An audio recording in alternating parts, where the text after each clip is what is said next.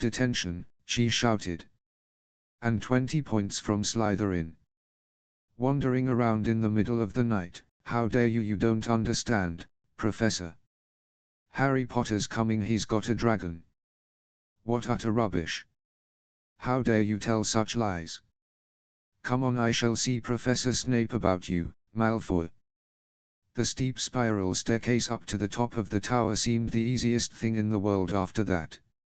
Not until they'd stepped out into the cold night air did they throw off the cloak, glad to be able to breathe properly again. Hermione did a sort of jig. "Malfoy's got detention. I could sing."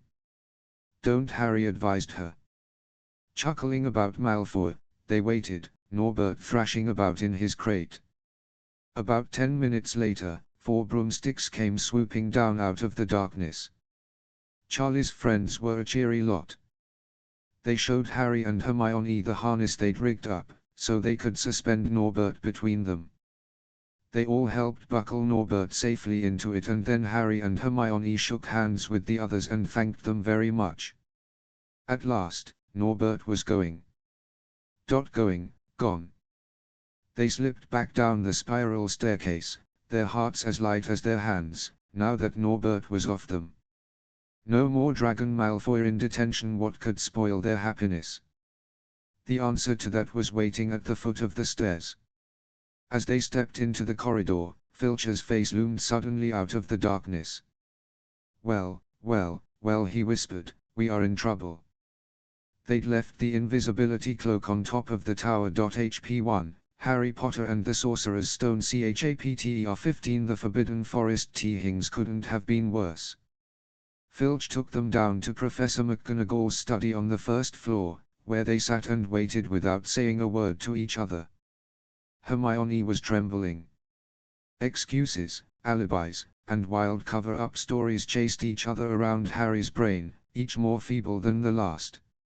He couldn't see how they were going to get out of trouble this time. They were cornered.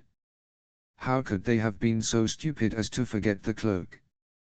There was no reason on earth that Professor McGonagall would accept for their being out of bed and creeping around the school in the dead of night, let alone being up the tallest astronomy tower, which was out of bounds except for classes. Add Norbert and the invisibility cloak, and they might as well be packing their bags already. Had Harry thought that things couldn't have been worse? He was wrong. Even Professor McGonagall appeared. She was leading Neville. "Harry!" Neville burst out, the moment he saw the other two. "I was trying to find you to warn you. I heard Malfoy saying he was going to catch you. He said you had a drag." Harry shook his head violently to shut Neville up, but Professor McGonagall had seen. She looked more likely to breathe fire than Norbert as she towered over the three of them. "I would never have believed it of any of you. Mr. Filch says you were up in the astronomy tower. It's 1 o'clock in the morning. Explain yourselves." It was the first time Hermione had ever failed to answer a teacher's question. She was staring at her slippers, as still as a statue. "I think I've got a good idea of what's been going on," said Professor McGonagall. "It doesn't take a genius to work it out. You fed Draco Malfoy some cock-and-bull story about a dragon, trying to get him out of bed and into trouble. I've already caught him. I suppose you think it's funny that Longbottom here heard the story and believed it, too." Harry caught Neville's eye and tried to tell him without words that this wasn't true, because Neville was looking stunned and hurt. Poor, blundering Neville. Harry knew what it must have cost him to try and find them in the dark, to warn them. "I'm disgusted," said Professor McGonagall. 4 students out of bed in one night. I've never heard of such a thing before. You, Miss Granger, I thought you had more sense. As for you, Mr. Potter, I thought Gryffindor meant more to you than this. All 3 of you will receive detentions. Yes, you too, Mr. Longbottom. Nothing gives you the right to walk around school at night, especially these days. It's very dangerous, and 50 points will be taken from Gryffindor." 50. Harry gasped. The last Quidditch match. 50 points each through her long, pointed nose. "Professor, please, you can't, they would lose the lead. The lead he'd won in," said Professor McGonagall, breathing heavily. "Don't tell me what I can and can't do, Potter. Now get back to bed, all of you. I've never been more ashamed of Gryffindor students." 150 points lost. That put Gryffindor in last place. In one night, they'd ruined any chance Gryffindor had had for the House Cup. Harry felt as though the bottom had dropped out of his stomach. How could they ever make up for this? Harry didn't sleep all night. He could hear Neville sobbing into his pillow for what seemed like hours. Harry couldn't think of anything to say to comfort him.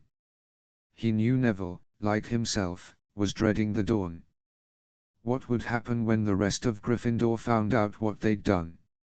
At first, Gryffindors passing the giant hourglasses that recorded the house points the next day thought there'd been a mistake.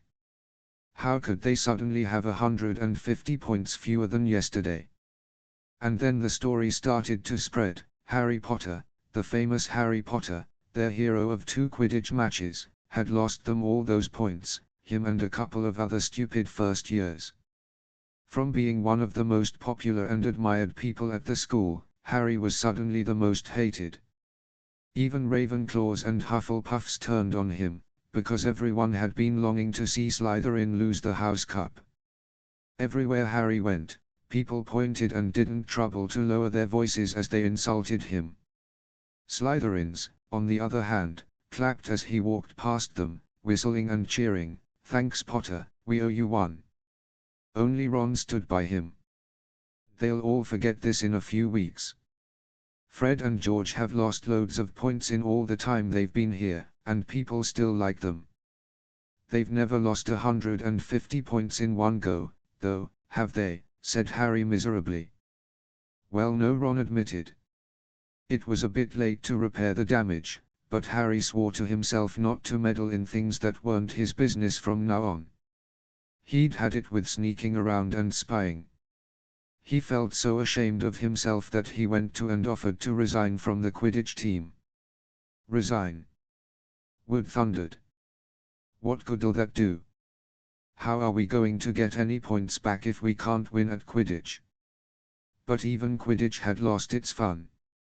The rest of the team wouldn't speak to Harry during practice, and if they had to speak about him, they called him the Seeker. Hermione and Neville were suffering, too. They didn't have as bad a time as Harry, because they weren't as well known, but nobody would speak to them, either. Hermione had stopped drawing attention to herself in class, keeping her head down and working in silence. Harry was almost glad that the exams weren't far away. All the studying he had to do kept his mind off his misery. He, Ron, and Hermione kept to themselves, working late into the night, trying to remember the ingredients in complicated potions, learn charms and spells by heart, memorize the dates of magical discoveries and goblin rebellions.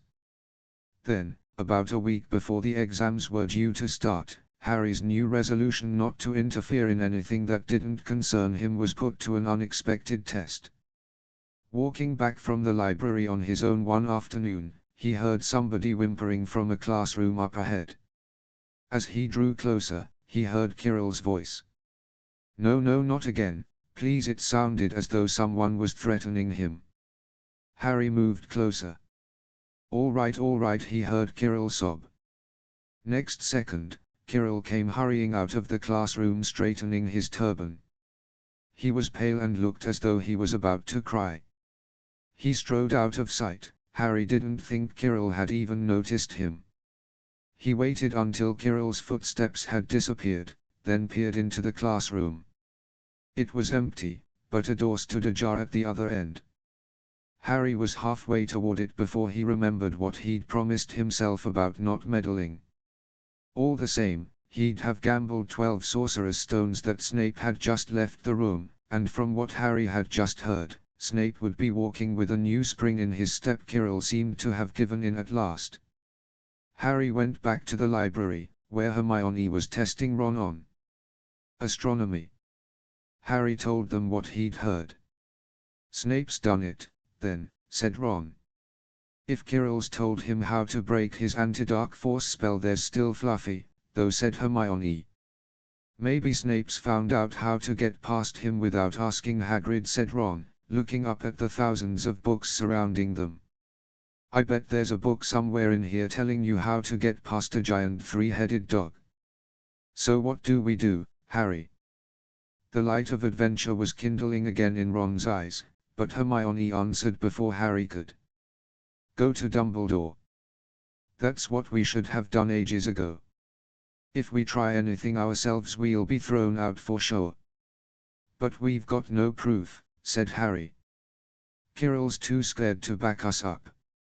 Snape's only got to say he doesn't know how the troll got in at Halloween and that he was nowhere near the third floor. Who do you think they'll believe, him or us? It's not exactly a secret we hate him. Dumbledore think we made it up to get him sacked.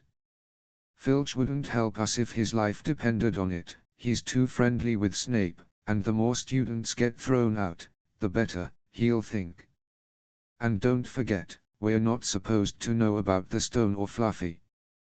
That'll take a lot of explaining. Hermione looked convinced, but Ron didn't. If we just do a bit of poking around. No, said Harry flatly, we've done enough poking around. He pulled a map of Jupiter toward him and started to learn the names of its moons. The following morning, notes were delivered to Harry, Hermione, and Neville at the breakfast table. They were all the same. Your detention will take place at 11 o'clock tonight. Meet Mr. Filch in the entrance hall. Professor McGonagall. Harry had forgotten they still had detentions to do in the fur over the points they'd lost. He half expected Hermione to complain that this was a whole night of studying lost, but she didn't say a word. Like Harry, she felt they deserved what they'd got. At 11 o'clock that night, they said goodbye to Ron in the common room and went down to the entrance hall with Neville. Filch was already there and so was Malfoy. Harry had also forgotten that Malfoy had gotten a detention, too.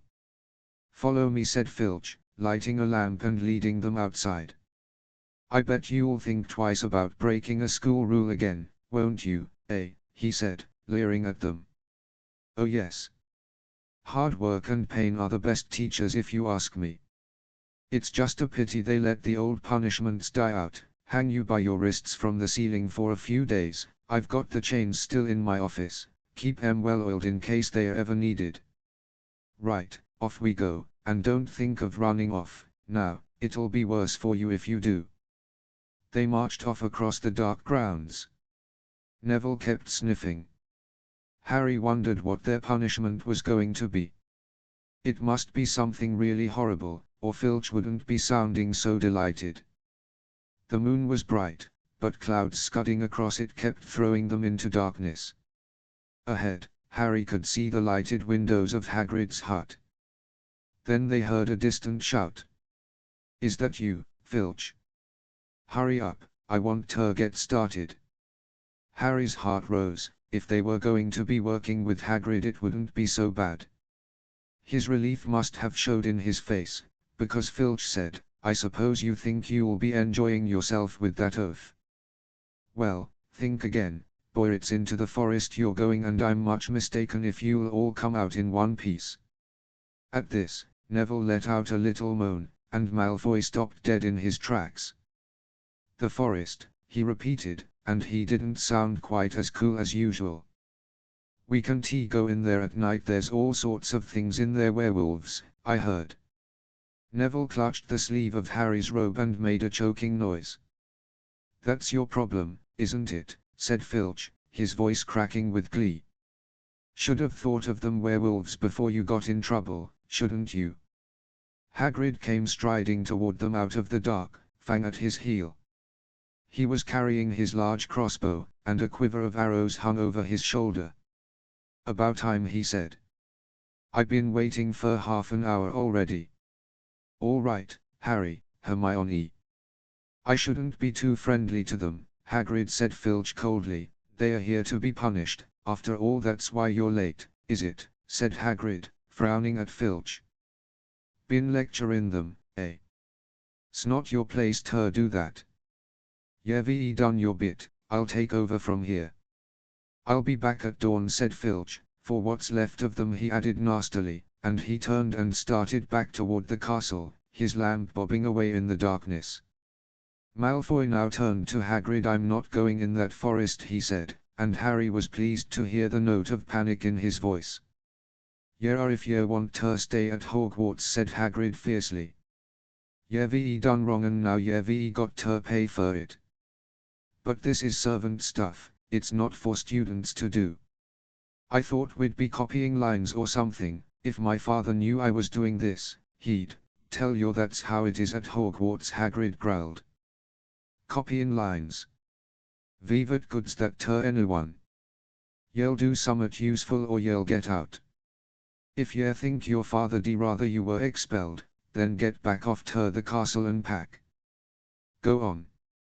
Malfoy didn't move. He looked at Hagrid furiously, but then dropped his gaze. Right then, said Hagrid, now, listen carefully, cause it's dangerous what we're gonna do tonight, and I don't want no one taking risks. Follow me over here a moment. He led them to the very edge of the forest. Holding his lamp up high, he pointed down a narrow, winding earth track that disappeared into the thick black trees. A light breeze lifted their hair as they looked into the forest. Look there, said Hagrid, see that stuff shining on the ground. Silvery stuff. That's unicorn blood. There's a unicorn in there been hurt badly by summat. This is the second time in a week. I found one dead last Wednesday. We're gonna try and find the poor thing. We might have to put it out of its misery. And what if whatever hurt the unicorn finds us first, said Malfoy, unable to keep the fear out of his voice. There's nothing that lives in the forest that'll hurt ye if you're with me or Fang, said Hagrid. And keep to the path. Right, now, we're gonna split into two parties and follow the trail in different directions. There's blood all over the place, it must have been staggering around since last night at least. I want Fang, said Malfoy quickly, looking at Fang's long teeth.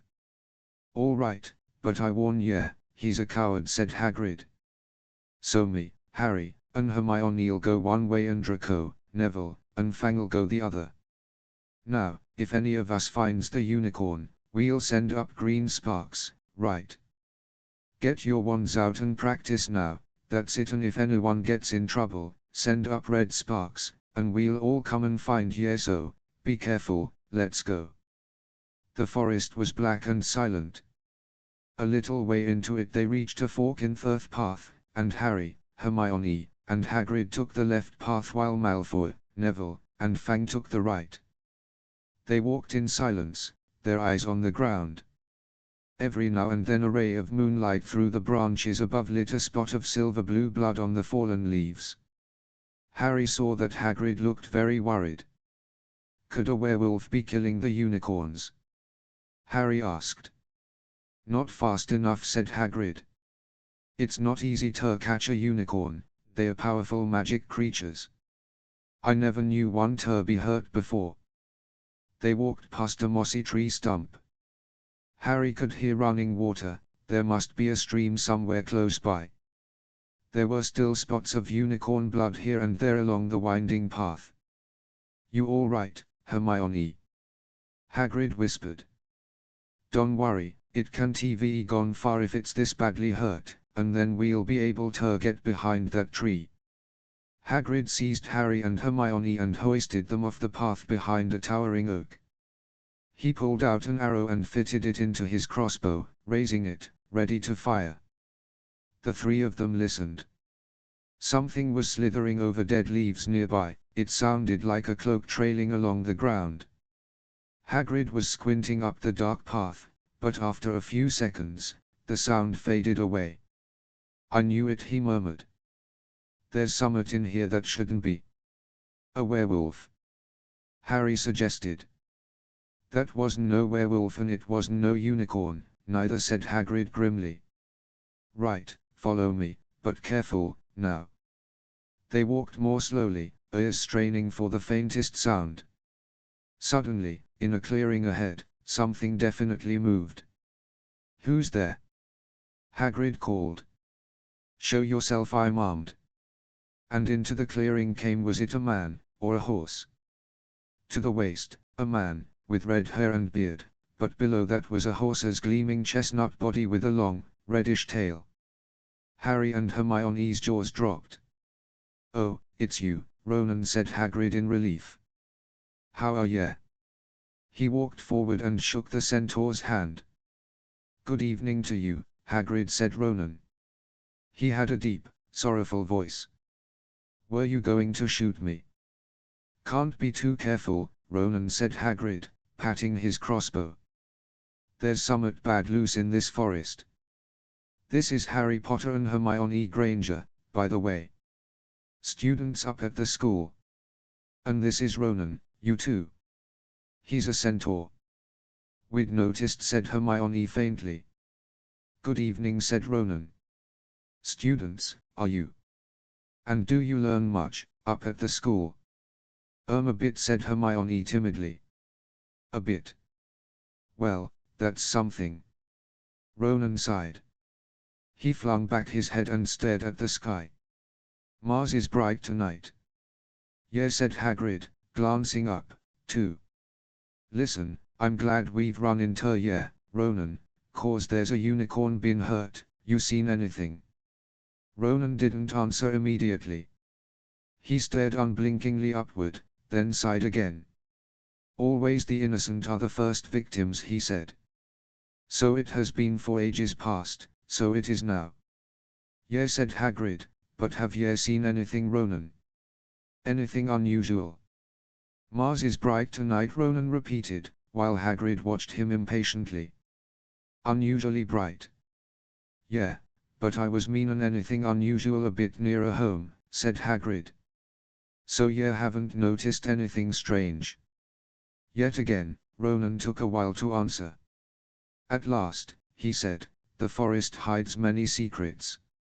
A movement in the trees behind Ronan made Hagrid raise his bow again, but it was only a second centaur, black-haired and bodied and wilder-looking than Ronan.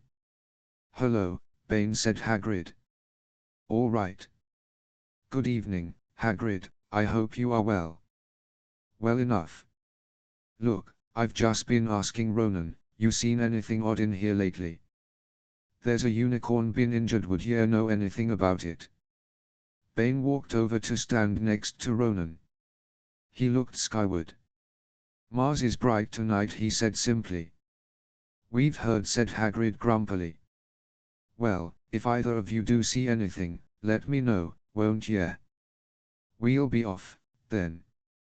Harry and Hermione followed him out of the clearing, staring over their shoulders at Ronan and Bane until the trees blocked their view. "Never," said Hagrid irritably, "try and get a straight answer out of a centaur. Ruddy stargazers. Not interested in anything closer than the moon." "Are there many of them in here?" asked Hermione. "Oh, a fair few. Keep themselves to themselves mostly, but they are good enough about turning up if ever I want a word. They are deep, mind, centaurs, they know things, just don't let on much." "Do you think that was a centaur we heard earlier?" said Harry. "Did that sound like hooves to you?" "Nah, if ye ask me, that was what's been killin' the unicorns, never heard anything like it before." They walked on through the dense, dark trees. Harry kept looking nervously over his shoulder. He had the nasty feeling they were being watched. He was very glad they had Hagrid and his crossbow with them. They had just passed a bend in the path when Hermione grabbed Hagrid's arm. "Hagrid! Look! Red sparks, the others are in trouble. You two wait here." Hagrid shouted. "Stay on the path, I'll come back for ye." They heard him crashing away through the undergrowth and stood looking at each other, very scared, until they couldn't hear anything but the rustling of leaves around them. "You don't think they've been hurt, do you?" whispered Hermione. "I don't care if Malfoy has, but if something's got Neville, it's our fault he's here in the first place." The minutes dragged by. Their ears seemed sharper than usual. Harry seemed to be picking up every sigh of the wind, every cracking twig. What was going on? Where were the others? At last, a great crunching noise announced Hagrid's return. Malfoy, Neville, and Fang were with him. Hagrid was fuming. Malfoy, it seemed, had sneaked up behind Neville and grabbed him as a joke. Neville had panicked and sent up the sparks. "We'll be lucky to catch anything now, with the racket you two were marking." "Right, we're changing groups. Neville, you stay with me and Hermione. Harry, you go with Fang and this idiot." "I'm sorry," Hagrid added in a whisper to Harry, "but he'll have a harder time frightening you, and we've gotta get this done." So Harry set off into the heart of the forest with Malfoy and Fang. They walked for nearly half an hour, deeper and deeper into the forest, until the path became almost impossible to follow because the trees were so thick. Harry thought the blood seemed to be getting thicker. There were splashes on the roots of a tree, as though the poor creature had been thrashing around in pain close by. Harry could see a clearing ahead, through the tangled branches of an ancient oak. "Look," he murmured, holding out his arm to stop Malfoy. Something bright white was gleaming on the ground. They inched closer. It was the unicorn all right, and it was dead. Harry had never seen anything so beautiful and sad. Its long, slender legs were stuck out at odd angles where it had fallen, and its mane was spread pearly white on the dark leaves. Harry had taken one step toward it when a slithering sound made him freeze where he stood. A bush on the edge of the clearing quivered. Then, out of the shadows, a hooded figure came crawling across the ground like some stalking beast. Harry, Malfoy, and Fang stood transfixed. The cloaked figure reached the unicorn, lowered its head over the wound in the animal's side, and began to drink its blood. "Ouch!"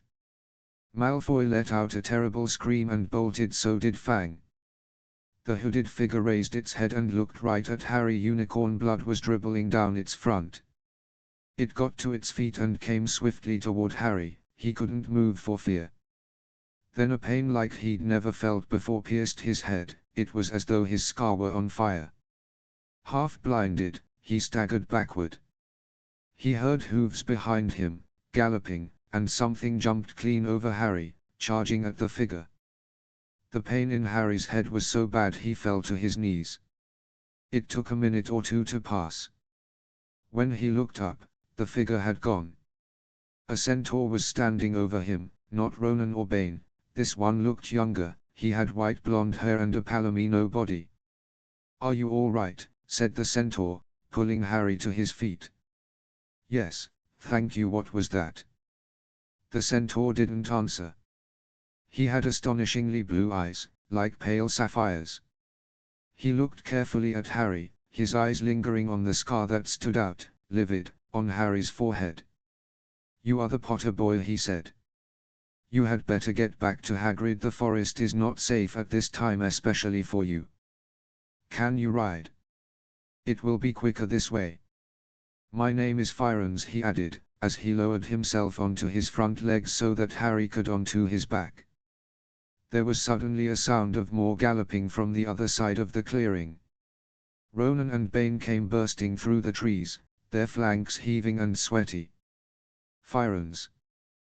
Bane thundered. "What are you doing? You have a human on your back. Have you no shame? Are you a common mule?" "Do you realize who this is?" said Firons. "This is the Potter boy. The quicker he leaves this forest, the better." "What have you been telling him?" growled Bane. "Remember, Firons, we are sworn not to set ourselves against the heavens. Have we not read what is to come in the movements of the planets?" Ronan pawed the ground nervously. "I'm sure Firons thought he was acting for the best," he said in his gloomy voice. Bane kicked his back legs in anger. "For the best? What is that to do with us?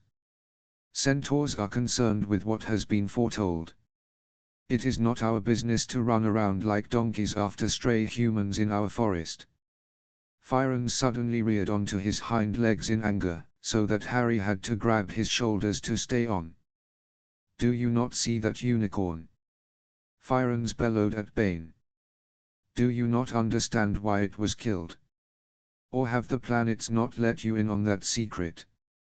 I set myself against what is lurking in this forest, Bane, yes, with humans alongside me if I must." And Firens whisked around, with Harry clutching on as best he could. They plunged off into the trees, leaving Ronan and Bane behind them. Harry didn't have a clue what was going on. "Why's Bane so angry?" he asked. "What was that thing you saved me from, anyway?" Firens slowed to a walk, warned Harry to keep his head bowed in case of low-hanging branches, but did not answer Harry's question.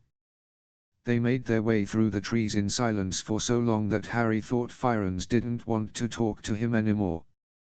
They were passing through a particularly dense patch of trees, however, when Firens suddenly stopped. "Harry Potter, do you know what unicorn blood is used for?" "No," said Harry, startled by the odd question. "We've only used the horn and tail here in potions." "That is because it is a monstrous thing to slay a unicorn," said Firens. "Only one who has nothing to lose, and everything to gain, would commit such a crime. The blood of a unicorn will keep you alive, even if you are an inch from death, but at a terrible price. You have slain something pure and defenseless to save yourself, and you will have but a half-life, a cursed life, from the moment the blood touches your lips." Harry stared at the back of Firens' head, which was dappled silver in the moonlight. "But who'd be that desperate?" he wondered aloud.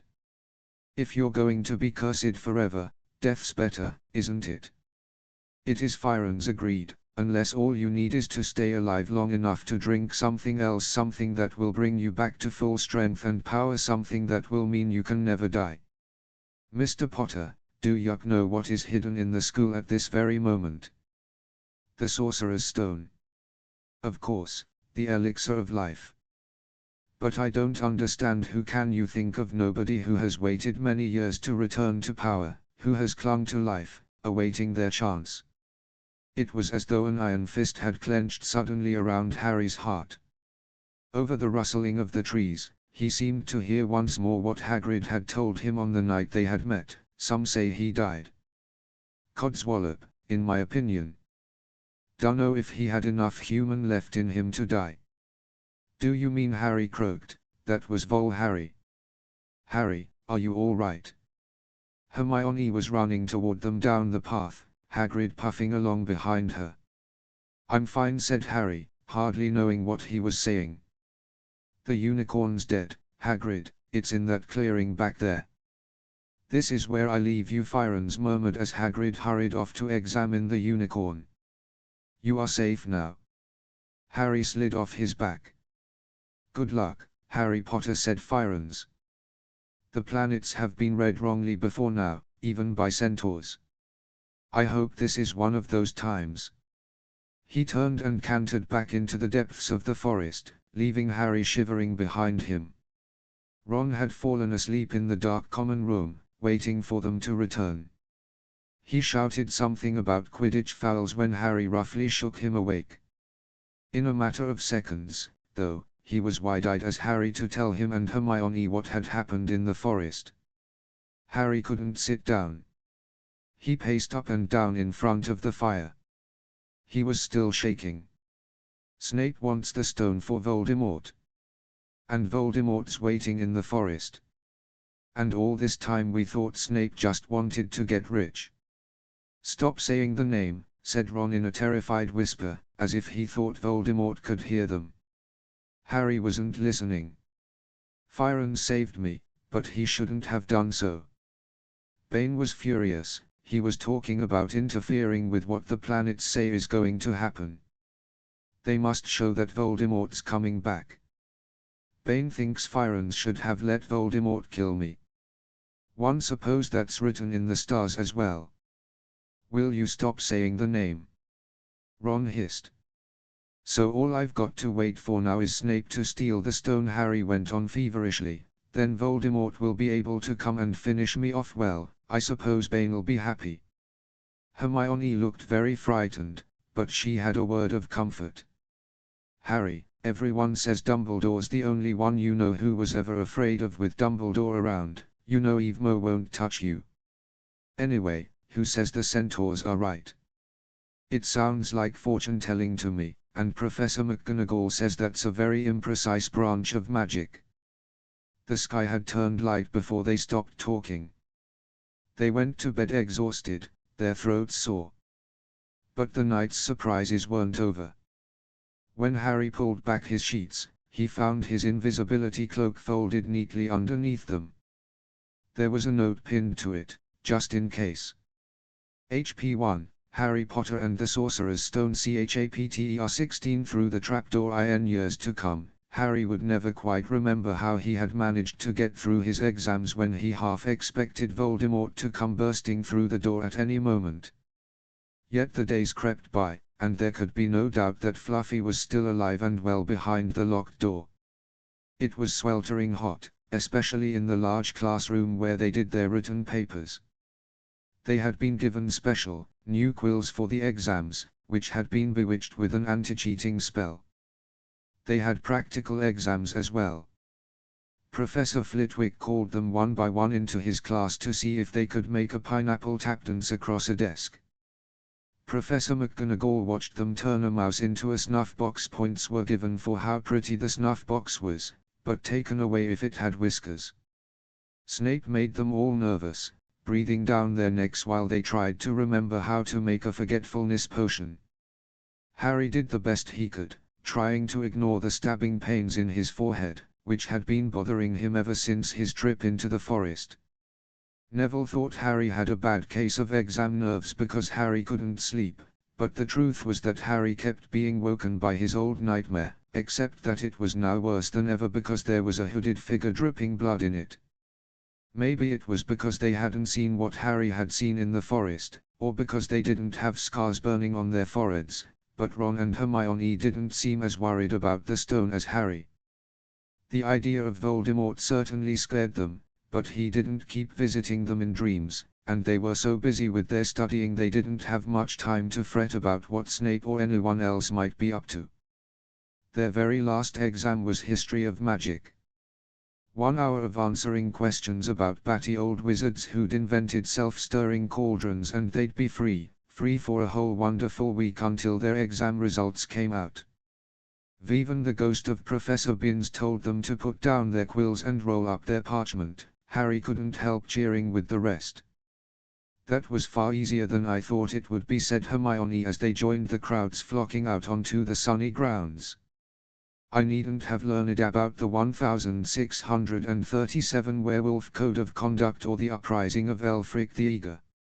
Hermione always liked to go through their exam papers afterward, but Ron said this made him feel ill, so they wandered down to the lake and flocked under a tree. The Weasley twins and Lee Jordan were tickling the tentacles of a giant squid, which was basking in the warm shallows. "No more studying," Ron sighed happily, stretching out on the grass. "You could look more cheerful, Harry. We've got a week before we find out how badly we've done. There's no need to worry yet." Harry was rubbing his forehead. "I wish I knew what this means," he burst out angrily. "My scar keeps hurting. It's happened before, but never as often as this." "Go to Madame Pomfrey," Hermione suggested. "I'm not ill," said Harry. "I think it's a warning. It means danger's come." Ron couldn't get worked up, it was too hot. "Harry, relax, Hermione's right, the stone's safe as long as Dumbledore's around. Anyway, we've never had any proof Snape found out how to get past Fluffy. He nearly had his leg ripped off once, he's not going to try it again in a hurry. And Neville will play Quidditch for England before Hagrid lets Dumbledore down." Harry nodded, but he couldn't shake off a lurking feeling that there was something he'd forgotten to do, something important. When he tried to explain this, Hermione said, "That's just the exams. I woke up last night and was halfway through my Transfiguration notes before I remembered we'd done that one." Harry was quite sure the unsettled feeling didn't have anything to do with work, though. He watched an owl flutter toward the school across the bright blue sky, a note clamped in its mouth. Hagrid was the only one who ever sent him letters. Hagrid would never betray Dumbledore. Hagrid would never tell anyone how to get past Fluffy. Never, but... Harry suddenly jumped to his feet. "Where are you going?" said Ron sleepily. "I've just thought of something," said Harry. He had turned white. "We've got to go and see Hagrid, now." "Why?" panted Hermione, hurrying to keep up. "Don't you think it's a bit odd," said Harry, scrambling up the grassy slope, "that what Hagrid wants more than anything else is a dragon, and a stranger turns up who just happens to have an egg in his pocket? How many people wander around with dragon eggs if it's against wizard law? Lucky they found Hagrid, don't you think? Didn't I see it before?" "What are you talking about?" said Ron, but Harry, sprinting across the grounds toward the forest, didn't answer. Hagrid was sitting in an armchair outside his house, his trousers and sleeves were rolled up, and he was shelling peas into a large bowl. "Hello," he said, smiling. "Finished your exams? Got time for a drink?" "Yes, please," said Ron, but Harry cut him off. "No, we're in a hurry. Hagrid, I've got to ask you something. You know that night you won Norbert? What did the stranger you were playing cards with look like?" "Dunno," said Hagrid casually. He wouldn't take his cloak off. He saw the three of them look stunned and raised his eyebrows. "It's not that unusual, you get a lot of funny folk in the Hog's Head, that's the pub down in the village. Might have been a dragon dealer, mightn't he? I never saw his face, he kept his hood up." Harry sank down next to the bowl of peas. "What did you talk to him about, Hagrid? Did you mention Hogwarts at all?" "Might have come up," said Hagrid, frowning as he tried to remember. "Yeah. He asked what I did, and I told him I was gamekeeper here. He asked a bit about the sort of creatures I took after, so I told him, and I said what I'd always really wanted was a dragon. And then... One can remember too well, 'cause he kept buying me drinks. Let's see. Yeah. Then he said he had the dragon egg and we could play cards for it if I wanted. But he had to be sure I could handle it, he didn't want it to go to any old home. So I told him, after Fluffy, a dragon would be easy." "And did he seem interested in Fluffy?" Harry asked, trying to keep his voice calm. "Well, yeah, how many three-headed dogs do you meet, even around Hogwarts? So I told him, Fluffy's a piece o' cake if you know how to calm him down, just play him a bit o' music and he'll go straight off to sleep." Hagrid suddenly looked horrified. "I shouldn't ha' told you that," he blurted out. "Forget I said it. Hey, where are you going?" Harry, Ron, and Hermione didn't speak to each other at all until they came to a halt in the entrance hall, which seemed very cold and gloomy after the grounds. "We've got to go to Dumbledore," said Harry. "Hagrid told that stranger how to get past Fluffy, and it was either Snape or Voldemort under that cloak. It must have been easy, once he'd got Hagrid drunk. I just hope Dumbledore believes us. Firons might back us up if Bane doesn't stop him." "Where's Dumbledore's office?" They looked around, as if hoping to see a sign pointing them in the right direction. They had never been told where Dumbledore lived, nor did they know anyone who had been sent to see him. "We'll just have to," Harry began, but a voice suddenly rang across the hall. "What are you three doing inside?" It was Professor McGonagall, carrying a large pile of books. "We want to see Professor Dumbledore," said Hermione, rather bravely, Harry and Ron thought. "See Professor Dumbledore?" Professor McGonagall repeated, as though this was a very fishy thing to want to do. "Why?" Harry swallowed. "Now what?" "It's sort of secret," he said, but he wished at once he hadn't, because Professor McGonagall's nostrils flared. "Professor Dumbledore left 10 minutes ago," she said coldly. "He received an urgent owl from the Ministry of Magic and flew off for London at once." He's gone, said Harry frantically. Now. Professor Dumbledore is a very great wizard, Potter. He has many demands on his time, but this is important. Something you have to say is more important than the Ministry of Magic, Potter. Look, said Harry, throwing caution to the winds. Professor, it's about the Sorcerer's Stone. Whatever Professor McGonagall had expected, it wasn't that. The books she was carrying tumbled out of her arms, but she didn't pick them up. How do you know? She spluttered. Professor, I think I know that someone's going to try and steal the stone. I've got to talk to Professor Dumbledore. She eyed him with a mixture of shock and suspicion. Professor Dumbledore will be back tomorrow, she said finally. I don't know how you found out about the stone, but rest assured, no one can possibly steal it, it's too well protected. But Professor Potter, I know what I'm talking about, she said shortly. She bent down and gathered up the fallen books. I suggest you all go back outside and enjoy the sunshine. But they didn't. It's tonight, said Harry, once he was sure Professor McGonagall was out of earshot.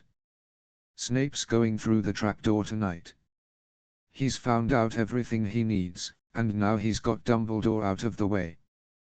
He sent that note. I bet the Ministry of Magic will get a real shock when Dumbledore turns up. But what can we? Hermione gasped. Harry and Ron wheeled round. Snape was standing there. Good afternoon, he said smoothly. They stared at him. You shouldn't be inside on a day like this, he said, with an odd, twisted smile. We were, Harry began, without any idea what he was going to say. You want to be more careful, said Snape. Hanging around like this, people will think you're up to something. And Gryffindor really can't afford to lose any more points, can it? Harry flushed. They turned to go outside, but Snape called them back. Be warned, Potter, any more nighttime wanderings and I will personally make sure you are expelled. Good day to you. He strode off in the direction of the staff room. Out on the stone steps, Harry turned to the others. Right, here's what we've got to do, he whispered urgently. One of us has got to keep an eye on Snape, wait outside the staff and follow him if he leaves it. Hermione, you'd better do that. Why me? It's obvious, said Ron. You can pretend to be waiting for Professor Flitwick, you know. He put on a high voice. Oh, Professor Flitwick, I'm so worried. I think I got question 14B wrong.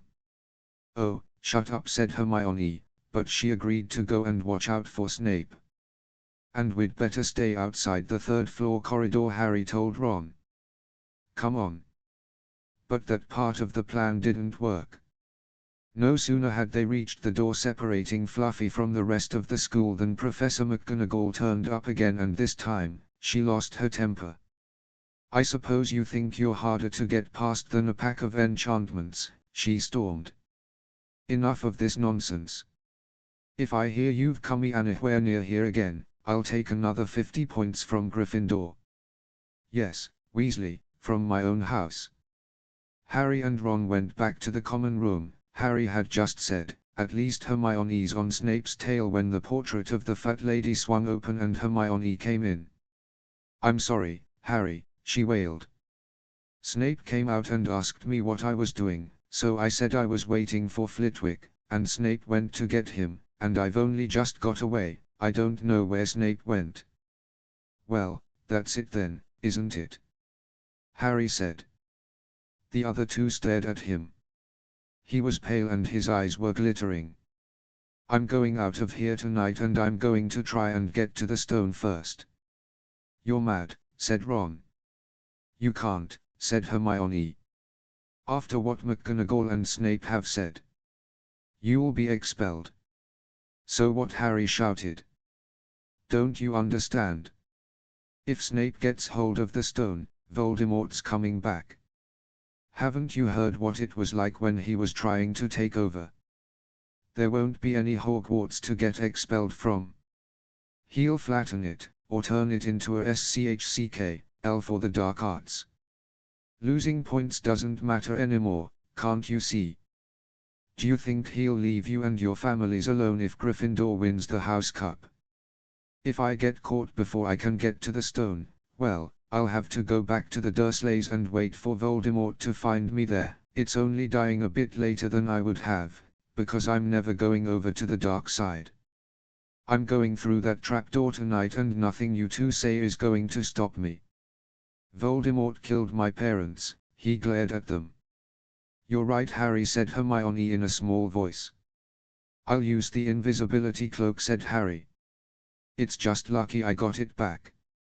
But will it cover all three of us, said Ron. All three of us? Oh, come off it, you don't think we'd let you go alone? Of course not, said Hermione briskly. How do you think you'd get to the stone without us? I'd better go and look through my books, there might be something useful. But if we get caught, you two will be expelled, too. Not if I can help it, said Hermione grimly. Flitwick told me in secret that I got 112% on his exam. They're not throwing me out after that. After dinner the three of them sat nervously apart in the common room. Bothered them, none of the Gryffindors had anything to say to Harry anymore, after all. This was the first night he hadn't been upset by it. Hermione was skimming through all her notes, hoping to come across one of the enchantments they were about to try to break. Harry and Ron didn't talk much. Both of them were thinking about what they were about to do. Slowly, the room emptied as people drifted off to bed. Better get the cloak, Ron muttered, as Lee Jordan finally left, stretching and yawning. Harry ran upstairs to their dark dormitory. He pulled out the cloak and then his eyes fell on the flute Hagrid had given him for Christmas. He pocketed it to use on Fluffy. He didn't feel much like singing. He ran back down to the common room. We'd better put the cloak on here, and make sure it covers all three of us if Filch spots one of our feet wandering along on its own. That are you doing? Said a voice from the corner of the room. Neville appeared from behind an armchair, clutching Trevor the Toad, who looked as though he'd been making another bid for freedom. Nothing, Neville, nothing, said Harry, hurriedly putting the cloak behind his back. Neville stared at their guilty faces. You're going out again, he said. No, said Hermione. No, we're not. Don't you go to bed, Neville. Harry looked at the grandfather clock by the door. They couldn't afford to waste any more time, Snape might even now be playing Fluffy to sleep. You can't go out, said Neville, you'll be caught again. Gryffindor will be in even more trouble. You don't understand, said Harry, this is important. But Neville was clearly steeling himself to do something desperate. I won't let you do it, he said, hurrying to stand in front of the portrait hole.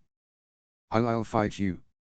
Neville, Ron exploded, get away from that hole and don't be an idiot. Don't you call me an idiot, said Neville. I don't think you should be breaking any more rules. And you were the one who told me to stand up to people.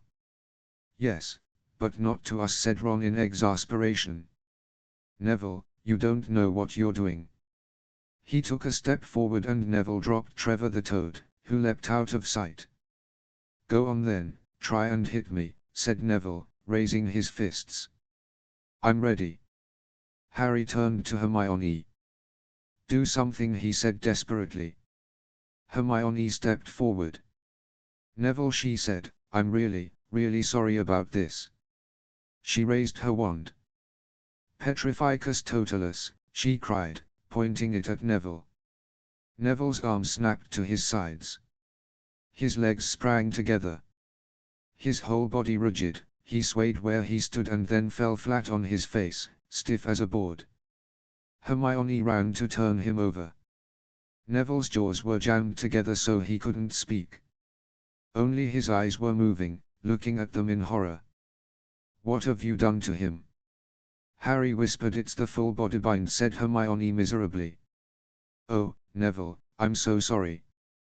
We had to, Neville, no time to explain, said Harry. You'll understand later, Neville, said Ron as they stepped over him and pulled on the invisibility cloak.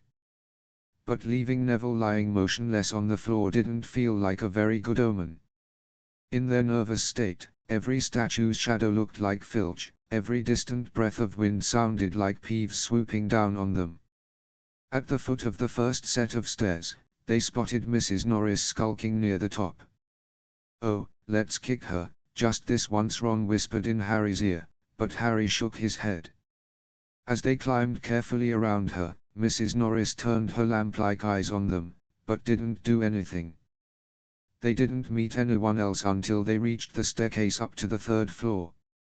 Peeves was bobbing halfway up, loosening the carpet so that people would trip. "Who's there?" he said suddenly as they climbed toward him. He narrowed his wicked black eyes. "No, you're there, even if I can't see you. Are you ghouly or ghosty or wee student beastie?" He rose up in the air and floated there, squinting at them. "Should call Filch, I should, if something's creeping around unseen." Harry had a sudden idea. "Peeves," he said, in a hoarse whisper, "the bloody Baron has his own reasons for being invisible." Peeves almost fell out of the air in shock. He caught himself in time and hovered about a foot off the stairs. "So sorry, your bloodiness, Mr. Baron, sir," he said greasily. My mistake, I didn't see you, of course I didn't, you're invisible." "Forgive old Peevesy his little joke, sir. I have business here," Peeves croaked Harry. "Stay away from this place tonight." "Will, sir, I most certainly will," said Peeves, rising up in the air again. "Hope your business goes well, Baron, I'll not bother you." And he scooted off. "Brilliant, Harry," whispered Ron. A few seconds later, they were there, outside the third-floor corridor, and the door was already ajar. "Well, there you are," Harry said quietly. "Snape's already got past Fluffy." Seeing the open door somehow seemed to impress upon all three of them what was facing them. Underneath the cloak, Harry turned to the other two. "If you want to go back, I won't blame you," he said. "You can take the cloak, I won't need it now." "Don't be stupid," said Ron. "We're coming," said Hermione. Harry pushed the door open. As the door creaked, low, rumbling growls met their ears.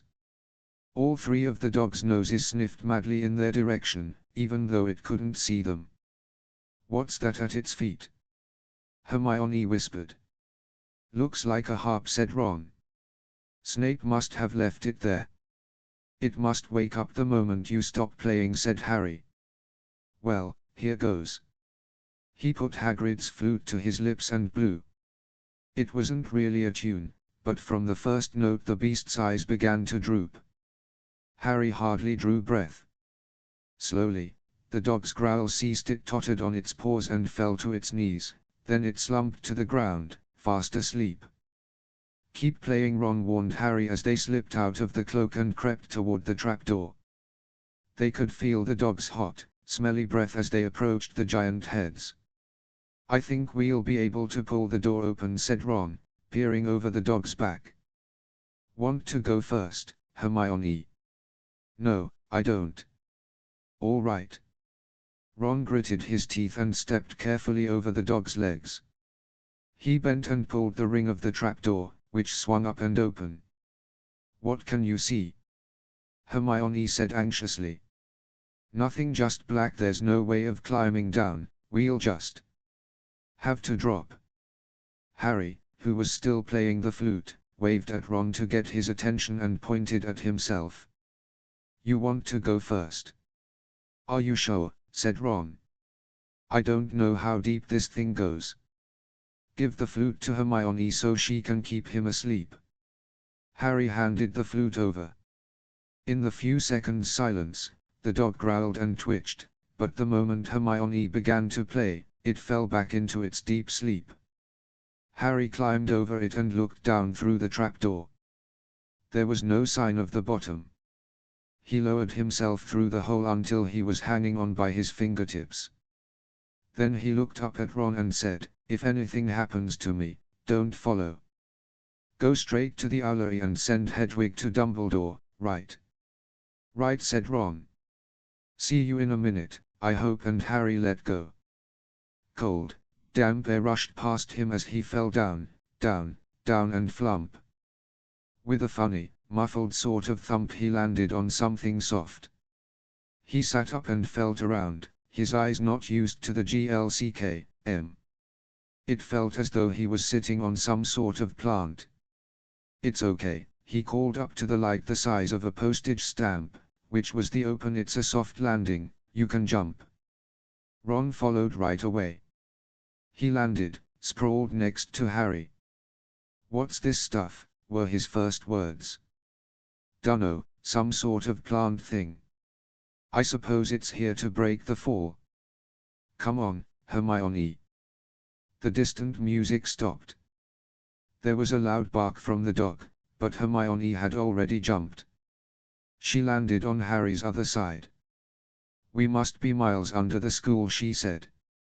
Lucky this plant thing's here, really, said Ron.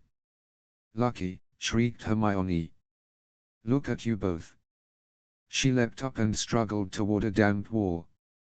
She had to struggle because the moment she had landed, the plant had started to twist snake-like tendrils around her ankles. As for Harry and Ron, their legs had already been bound tightly in long creepers without their noticing. Hermione had managed to free herself before the plant got a firm grip on her. Now she watched in horror as the two boys fought to pull the plant off them, but the more they strained against it, the tighter and faster the plant wound around them. Stop moving, Hermione ordered them. I know what this is, it's Devil's Snare. Oh, I'm so glad we know what it's called. That's a great help, snarled Ron, leaning back, trying to stop the plant from curling around his neck. Shut up, I'm trying to remember how to kill it, said Hermione. Well, hurry up, I can't breathe. Harry gasped, wrestling with it as it curled around his chest.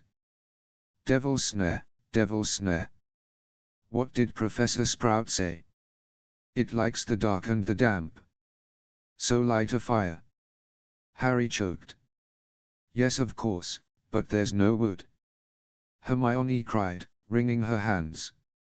Have you gone mad? Ron bellowed. Are you a witch or not? Oh, right, said Hermione, and she whipped out her wand, waved it, muttered something, and sent a jet of the same bluebell flames she had used on Snape at the plant. In a matter of seconds, the two boys felt it loosening its grip as it cringed away from the light and warmth. Wriggling and flailing, it unraveled itself from their bodies, and they were able to pull free. Lucky you pay attention in herbology, Hermione said Harry as he joined her by the wall, wiping sweat off his face. Yeah, said Ron, and lucky Harry doesn't lose his head in a crisis. There's no wood, honestly. This way, said Harry, pointing down a stone passageway, which was the only way forward. All they could hear apart from their footsteps was the gentle drip of water trickling down the walls. The passageway sloped downward, and Harry was reminded of Gringotts. With an unpleasant jolt of the heart, he remembered the dragons said to be guarding vaults in the Wizard's Bank. If they met a dragon, a fully grown dragon had been bad enough. Can you hear something? Ron whispered. Harry listened. A soft rustling and clinking seemed to be coming from up ahead. Do you think it's a ghost? I don't know. Sounds like wings to me. There's light ahead, I can see something moving. They reached the end of the passageway and saw before them a brilliantly lit chamber, its ceiling arching high above them. It was full of small, jewel-bright birds, fluttering and tumbling all around the room. On the opposite side of the chamber was a heavy wooden door. Do you think they'll attack us if we cross the room? Said Ron. Probably, said Harry. They don't look very vicious, but I suppose if they all swooped down at once. Well, there's no other choice. 111 Run. He took a deep breath, covered his face with his arms, and sprinted across the room. He expected to feel sharp beaks and claws tearing at him any second, but nothing happened. He reached the door untouched. He pulled the handle, but it was locked. The other two followed him. They tugged and heaved at the door, but it wouldn't budge, not even when Hermione tried her Alohomora charm. "Now what?" said Ron. "These birds. They can't be here just for decoration," said Hermione. They watched the birds soaring overhead, glittering. "They're not birds," Harry said suddenly. "They're keys. Winged keys. Look carefully. So that must mean..." He looked around the chamber while the other two squinted up at the flock of keys. "Yes, look. Broomsticks. We've got to catch the key to the door. But there are hundreds of them." Ron examined the lock on the door. "We're looking for a big, old-fashioned one, probably silver, like the handle." They each seized a broomstick and kicked off into the air, soaring into the midst of the cloud of keys. They grabbed and snatched, but the bewitched keys darted and dived so quickly it was almost impossible to catch one. Not for nothing, though, was Harry the youngest seeker in a century. He had a knack for spotting things other people didn't.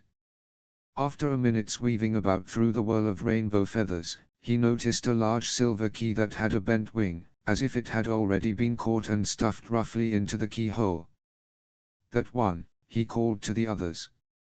"That big one there. No, there with bright blue wings. The feathers are all crumpled on one side." Ron went speeding in the direction that Harry was pointing, crashed into the ceiling, and nearly fell off his broom. "We've got to close in on it," Harry called, not taking his eyes off the key with the damaged wing. "Ron, you come at it from above. Hermione, stay below and stop it from going down, and I'll try and catch it." "Right, now." Ron dived, Hermione rocketed upward, the key dodged them both, and Harry streaked after it. It sped toward the wall. Harry leaned forward and with a nasty, crunching noise, pinned it against the stone with one hand. Ron and Hermione's cheers echoed around the high chamber. They landed quickly, and Harry ran to the door, the key struggling in his hand. He rammed it into the lock and turned. It worked. The moment the lock had clicked open, the key took flight again, looking very battered now that it had been caught twice. "Ready?" Harry asked the other two, his hand on the door handle. They nodded. He pulled the door open. The next chamber was so dark they couldn't see anything at all.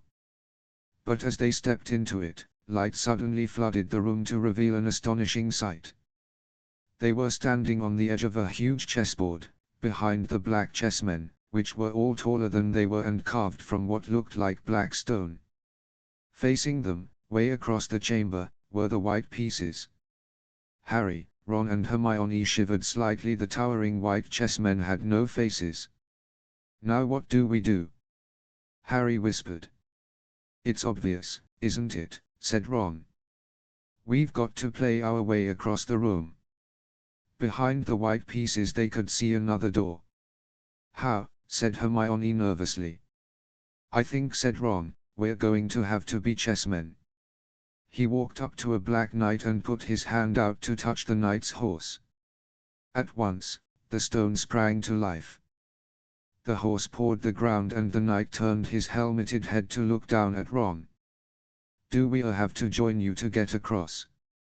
The Black Knight nodded. Ron turned to the other two. "This needs thinking about," he said. "I suppose we've got to take the place of 3 of the black pieces." Harry and Hermione stayed quiet, watching Ron think. Finally he said, "Now, don't be offended or anything, but neither of you are that good at chess." "We're not offended," said Harry quickly. "Just tell us what to do." "Well, Harry, you take the place of that bishop, and Hermione, you next to him instead of that castle." "What about you?" "I'm going to be a knight," said Ron. The chessmen seemed to have been listening, because at these words a knight, a bishop, and a castle turned their backs on the white pieces and walked off the board, leaving 3 empty squares that Harry, Ron, and Hermione took. "Yes. White always plays first in chess," said Ron, peering across the board. "Look." A white pawn had moved forward 2 squares. Ron started to direct the black pieces. They moved silently wherever he sent them. Harry's knees were trembling. If they lost? Harry moved diagonally 4 squares to the right. Their first real shock came when their other knight was taken.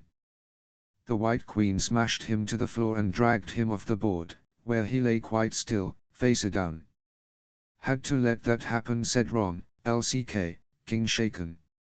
Leaves you free to take that bishop, Hermione, go on. Every time one of their men was lost, the white pieces showed no mercy. Soon there was a huddle of limp black players slumped along the wall. Twice, Ron only just noticed in time that Harry and Hermione were in danger. He himself darted around the board, taking almost as many white pieces as they had lost black ones. We're nearly there, he muttered suddenly. Let me think, let me. The White Queen turned her blank face toward him. Yes, said Ron softly, it's the only way. I've got to be taken. No, Harry and Hermione shouted.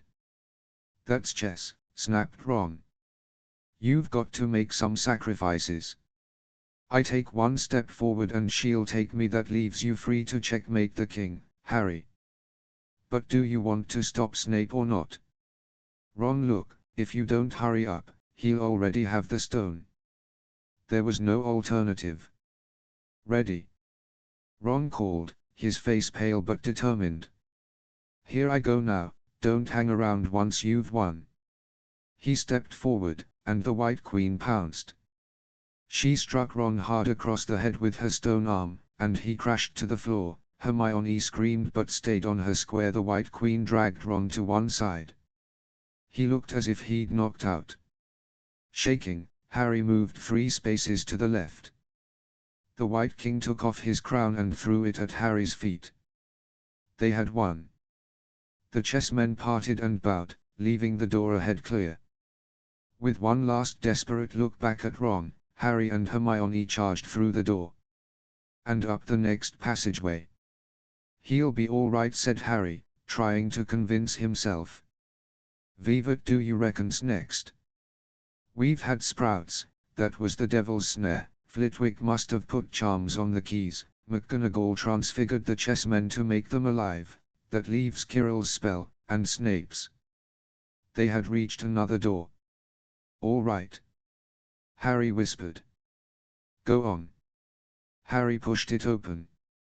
A disgusting smell filled their nostrils, making both of them pull their robes up over their noses. Eyes watering, they saw, flat on the floor in front of them, a troll even larger than the one they had tackled, out cold with a bloody lump on its head. I'm glad we didn't have to fight that one, Harry whispered as they stepped carefully over one of its massive legs. Come on, I can't breathe. He pulled open the next door, both of them hardly daring to look at what came next, but there was nothing very frightening in here, just a table with 7 differently shaped bottles standing on it in a line. Snape, said Harry. What do we have to do? They stepped over the threshold, and immediately a fire sprang up behind them in the doorway. It wasn't ordinary fire either, it was purple. At the same instant, black flames shot up in the DCN way leading onward. They were trapped. Look. Hermione seized a roll of paper lying next to the bottles. Harry looked over her shoulder to read it. Danger lies before you, while safety lies behind. 2 of us will help you, whichever you would find. 1 among us 7 will let you move ahead, another will transport the drinker back instead. 2 among our number hold only nettle wine. 3 of us are killers, waiting bidden in line. Choose, unless you wish to stay here forevermore. To help you in your choice, we give you these clues. For, first, however slyly the poison tries to hide, you will always find some on nettle wine's left side. Second, different are those who stand at either end, but if you would move onward, neither is your friend. Third, as you see clearly, all are different size, neither dwarf nor giant holds death in their insides. Fourth, the second left and the second on the right are twins once you taste them, though different at first sight. Hermione let out a great sigh, and Harry, amazed, saw that she was smiling, the very last thing he felt like doing. Brilliant, said Hermione. This isn't magic, it's logic, a puzzle. A lot of the greatest wizards haven't got an ounce of logic, they'd stuck in here forever. But so will we, won't we? Of course not, said Hermione. Everything we need is here on this paper. 7 bottles, 3 are poison, 2 are wine, 1 will get us safely through the black fire, and 1 will get us back through the purple. But how do we know which to drink? Give me a minute. Hermione read the paper several times. Then she walked up and down the line of bottles, muttering to herself and pointing at them. At last, she clapped her hands. Got it, she said. The smallest bottle will get us through the black fire toward the stone. Harry looked at the tiny bottle. There's only enough there for one of us, he said. That's hardly 1 swallow. They looked at each other. Which one will get you back through the purple flames? Hermione pointed at a rounded bottle at the right end of the line. You drink that, said Harry. No, listen, get back and get Ron. Grab brooms from the flying key room, they'll get you out of the trapdoor and past Fluffy, go straight to the owlery and send Hedwig to Dumbledore, we need him. I might be able to hold Snape off for a while, but I'm no match for him, really. But Harry, what if you know who's with him? Well, I was lucky once, wasn't I, said Harry, pointing at his scar. I might get lucky again. Hermione's lip trembled, and she suddenly dashed at Harry and threw her arms around him. Hermione. Harry, you're a great wizard, you know. I'm not as good as you, said Harry, very embarrassed. As she let go of me, said Hermione. Books. And cleverness. There are more important things, friendship and bravery, and oh Harry, be careful. You drink first, said Harry. You are sure which is which, aren't you? Positive, said Hermione. She took a long drink from the round bottle at the end, and shuddered. It's not poison, said Harry anxiously. No, but it's like ice. Quick, go, before it wears off. Good luck, take care. Hermione turned and walked straight through the purple fire. Harry took a deep breath and picked up the smallest bottle. He turned to face the black flames. Here I come, he said, and he drained the little bottle in one gulp. It was indeed as though ice was flooding his body. He put the bottle down and walked forward. He braced himself, saw the black flames licking his body, but couldn't feel them. For a moment he could see nothing but dark fire. Then he was on the other side, in the last chamber. There was already someone there, but it wasn't Snape. It wasn't even Voldemort. HP1, Harry Potter and the Sorcerer's Stone. CHAPTER 17. The man with 2 faces. It was Quirrell. You, gasped Harry. Quirrell smiled. His face wasn't twitching at all. Me, he said calmly. I wondered whether I'd meeting you here, Potter. But I thought Snape. Severus. Quirrell laughed, and it wasn't his usual quivering treble, either, but cold and sharp. Yes, Severus does seem the type, doesn't he? So useful to have him swooping around like an overgrown bat. Next to him, who would suspect Paw, stuttering Professor Quirrell. Harry couldn't take it in. This couldn't be true, it couldn't. But Snape tried to kill me. No, I tried to kill you. Your friend Miss Granger accidentally knocked me over as she rushed to set fire to Snape at that Quidditch match. She broke my eye contact with you. Another few seconds and I'd have got you off that broom. I'd have managed it before then if Snape hadn't been muttering a counter curse, trying to save you. Snape was trying to save me. Of course, said Quirrell coolly. Why do you think he wanted to referee your next match? He was trying to make sure I didn't do it again. Funny, really, he needn't have bothered. I couldn't do anything with Dumbledore watching. All the other teachers thought Snape was trying to stop Gryffindor from winning. He did make himself unpopular. And what a waste of time, when after all that, I'm going to kill you tonight. Quirrell snapped his fingers. Ropes sprang out of thin air and wrapped themselves tightly around Harry. "You're too nosy to live, Potter. Scurrying around the school on Halloween like that, for all I knew you'd seen me coming to look at what was guarding the stone. You let the troll in." "Certainly. I have a special gift with trolls. You must have seen what I did to the one in the chamber back there." Unfortunately, while everyone else was running around looking for it, Snape, who already suspected me, went straight to the third floor to head me off. "And not only did my troll fail to beat you to death, that three-headed dog didn't even manage to bite Snape's leg off properly. Now, wait quietly, Potter. I need to examine this interesting mirror." It was only then that Harry realized what was standing behind Quirrell. It was the mirror of Erist. "This mirror is the key to finding the stone," Quirrell murmured, tapping his way around the frame. "Trust Dumbledore to come up with something like this. But he's in London. 111 be far away by the time he gets back." All Harry could think of doing was to keep Quirrell talking and stop him from concentrating on the mirror. "I saw you and Snape in the forest," he blurted out. "Yes," said Quirrell idly, walking around the mirror to look at the back. "He was on to me by that time, trying to find out how far I'd got. He suspected me all along. Tried to frighten me as though he could, when I had Lord Voldemort on my side." Quirrell came back out from behind the mirror and stared hungrily into it. "I see the stone. I'm presenting it to my master, but where is it?" Harry struggled against the ropes binding him, but they didn't give. He had to keep Quirrell from giving his whole attention to the mirror. "But Snape always seemed to hate me so much." "Oh, he does," said Quirrell casually. "Heavens, yes. He was at Hogwarts with your father, didn't you know? They loathed each other. But he never wanted you dead. But I heard you a few days ago, sobbing. I thought Snape was threatening you." For the first time, a spasm of fear flitted across Quirrell's face.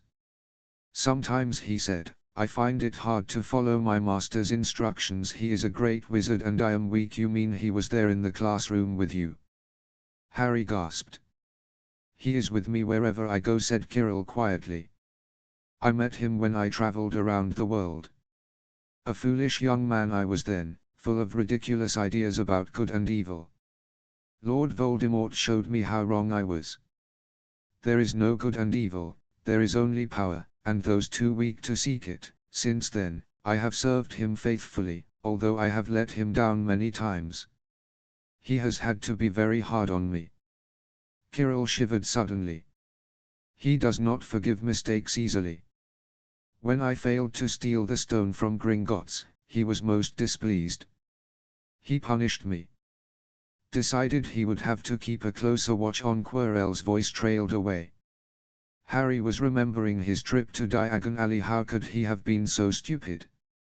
He'd seen Quirrell there that very day, shaken hands with him in the leaky cauldron. Quirrell cursed under his breath. "I don't understand. Is the stone inside the mirror? Should I break it?" Harry's mind was racing.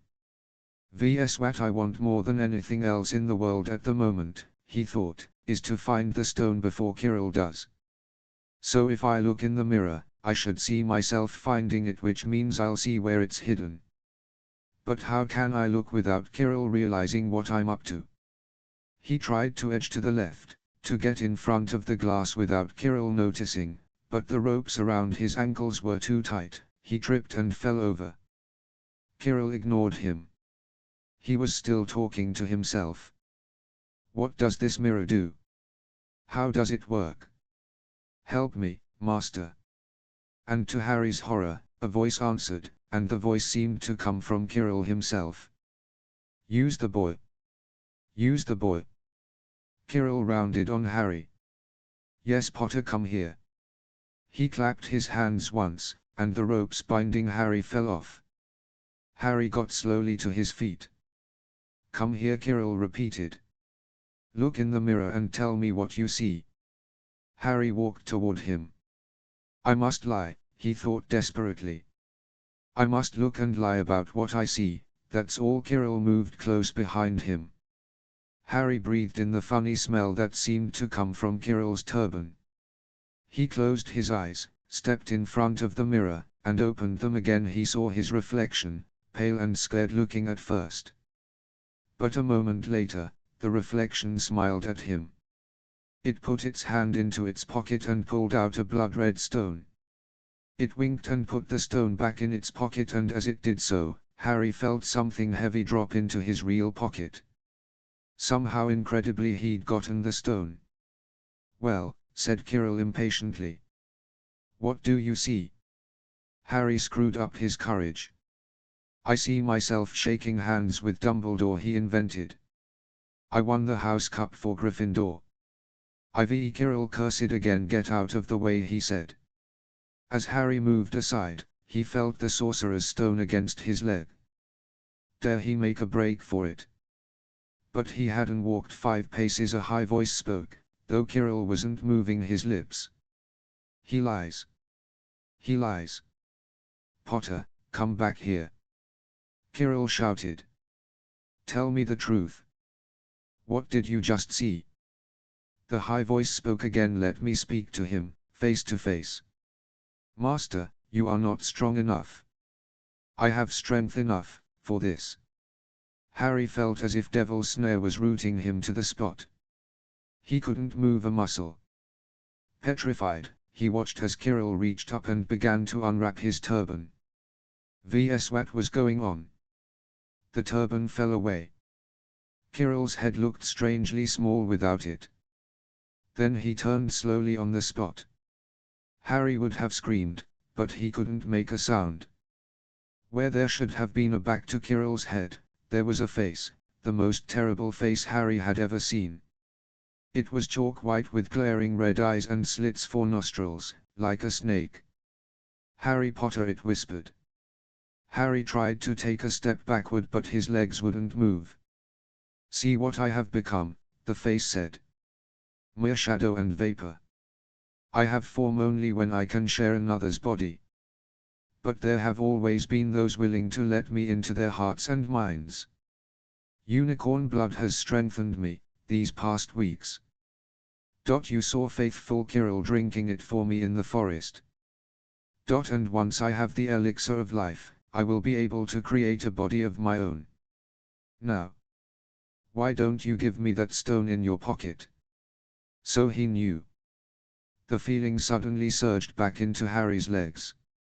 He stumbled backward. "Don't be a fool," snarled the face. "Better save your own life and join me, or you will meet the same end as your parents. They died begging me for mercy." "Liar!" Harry shouted suddenly. Kirill was walking backward at him, so that Voldemort could still see him. The evil face was now smiling. "How touching!" it hissed. "I always value bravery.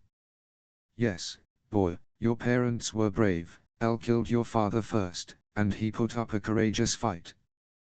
But your mother needn't have died. She was trying to protect you. Now give me the stone, unless you want her to have died in vain." "Never." Harry sprang toward the flame door, but Voldemort screamed, "Seize him," and the next second, Harry felt Kirill's hand close on his wrist. At once, a needle-sharp pain seared across Harry's scar. His head felt as though it was about to split in two. He yelled, struggling with all his might, and to his surprise, Kirill let go of him. The pain in his head lessened. He looked around wildly to see where Kirill had gone, and saw him hunched in pain, looking at his fingers. They were blistering before his eyes. "Seize him!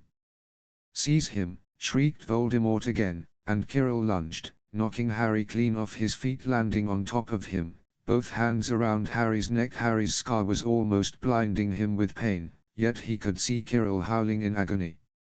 "Master, I cannot hold him, my hands, my hands!" And Kirill, though pinning Harry to the ground with his knees, let go of his neck and stared, bewildered, at his own palms. Harry could see they looked burned, raw, red, and shiny. "Then kill him, fool, and be done," screeched Voldemort. Kirill raised his hand to perform a deadly curse, but Harry, by instinct, reached up and grabbed Kirill's face. Ouch! Kirill rolled off him, his face blistering, too, and then Harry knew, Kirill couldn't touch his bare skin, not without suffering terrible pain. His only chance was to keep hold of Kirill, keep him in enough pain to stop him from doing a curse. Harry jumped to his feet, caught Kirill by the arm, and hung on as tight as he could. Kirill screamed and tried to throw Harry off. The pain in Harry's head was building. He couldn't see, he could only hear Kirill's terrible shrieks and Voldemort's yells of, "Kill him! Kill him!" and other voices, maybe in Harry's own head, crying, "Harry! Harry!" He felt Kirill's arm wrenched from his grasp, knew all was lost, and fell into blackness, down, down, down. Something gold was glinting just above him. The snitch. He tried to catch it, but his arms were too heavy. He blinked. It wasn't the snitch at all. It was a pair of glasses. How strange. He blinked again. The smiling face of Albus Dumbledore swam into view above him. "Good afternoon, Harry," said Dumbledore. Harry stared at him. Then he remembered, "Sir. The stone." It was Kirill. "He's got the stone." "Sir, quick, calm yourself, dear boy, you are a little behind the times," said Dumbledore.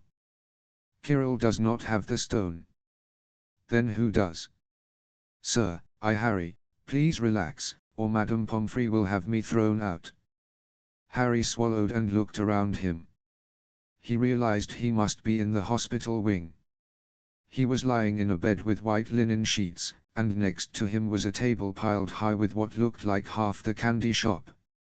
"Tokens from your friends and admirers," said Dumbledore, beaming. "What happened down in the dungeons between you and Professor Kirill is a complete secret, so, naturally, the whole school knows. I believe your friends Misters Fred and George Weasley were responsible for trying to send you a toilet seat. No doubt they thought it would amuse you. Madame Pomfrey, however, felt it might not very hygienic, and confiscated it. How long have I been in here?" 3 days. "Mr. Ronald Weasley and Miss Granger will be most relieved you have come round. They have been extremely worried." "But sir, the stone, I see you are not too distracted." "Very well, the stone. Professor Kirill did not manage to take it from you. I arrived in time to prevent that, although you were doing very well on your own, I must say. You got there. You got Hermione Isle. We must have crossed in midair. No sooner had I reached London than it became clear to me that the place I should be was the one I had just left. I arrived just in time to pull Kirill off you. It was you. I feared I might be too late. You nearly were. I couldn't have kept him off the stone much longer. Not the stone, boy, you. The effort involved nearly killed you. For one terrible moment there, I was afraid it had. As for the stone, it has been destroyed, said Harry blankly. But your friend Nicholas Flamel, oh, you know about Nicholas, said Dumbledore, sounding quite delighted.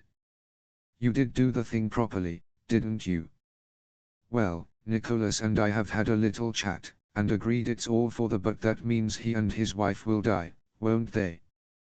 They have enough elixir stored to set their affairs in order and then, yes, they will die. Dumbledore smiled at the look of amazement on Harry's face. To one as young as you, I'm sure it seems incredible, but to Nicholas and Perenelle, it really is like going to bed after a very, very long day. After all, to the well-organized mind, death is but the next great adventure. You know, the stone was really not such a wonderful thing. As much money and life as you could want. The two things most human beings would choose above all. The trouble is, humans do have a knack of choosing precisely those things that are worst for them. Harry lay there, lost for words. Dumbledore hummed a little and smiled at the ceiling. Sir, said Harry. I've been thinking. Sir, even if the stone's gone, you know who call him Voldemort, Harry. Always use the proper name for things. Fear of a name increases fear of the thing itself. Yes, sir. Well, Voldemort's going to try other ways of coming back, isn't he? I mean, he hasn't gone, has he? No, Harry, he has not. He is still out there somewhere, perhaps looking for another body to share. Not being truly alive, he cannot be killed. He left Quirrell to die. He shows just as little mercy to his followers as his enemies. Nevertheless, Harry, while you may only have delayed his return to power, it will merely take someone else who is prepared to fight what seems a losing battle next time, and if he is delayed again, and again, why, he may never return to power. Harry nodded, but stopped quickly, because it made his head hurt. Then he said, "Sir, there are some other things I'd like to know, if you can tell me. Things I want to know the truth about." The truth? Dumbledore sighed. It is a beautiful and terrible thing, and should therefore be treated with great caution. However, I shall answer your questions unless I have a very good reason not to, in which case I beg you'll forgive me. I shall not, of course, lie. Well, Voldemort said that he only killed my mother because she tried to stop him from killing me. But why would he want to kill me in the first place? Dumbledore sighed very deeply this time. Alas, the first thing you ask me, I cannot tell you. Not today. Not now. You will know, one day. Put it from your mind for now, Harry, when you are older. 1 No, you hate to hear this, when you are ready, you will know. And Harry knew it would be no good to argue. But why couldn't Quirrell touch me? Your mother died to save you. If there is one thing Voldemort cannot understand, it is love. He didn't realize that love as powerful as your mother's for you leaves its own mark. Not a scar, no visible sign. To have been loved so deeply, even though the person who loved us is gone, will give us some protection forever. It is in your very skin. Quirrell, full of hatred, greed, and ambition, sharing his soul with Voldemort, could not touch you for this reason. It was agony to touch a person marked by something so good. Dumbledore, now very interested in a bird out on the windowsill, which gave Harry time to dry his eyes on the sheet. When he had found his voice again, Harry said, "And the invisibility cloak, do you know who sent it to me?" Your father happened to leave it in my possession, and I thought you might like it." Dumbledore's eyes twinkled. "Useful things. Your father used it mainly for sneaking off to the kitchens to steal food when he was here. And there's something else." "Fire away." "Quirrell said Snape, Professor Snape, Harry." "Yes, him. Quirrell said he hates me because he hated my father." "Is that true?" "Well, they did rather detest each other. Not unlike yourself and Mr. Malfoy. And then, your father did something Snape could never forgive." "What?" "He saved his life." "What?" "Yes," said Dumbledore dreamily. "Funny, the way people's minds work, isn't it?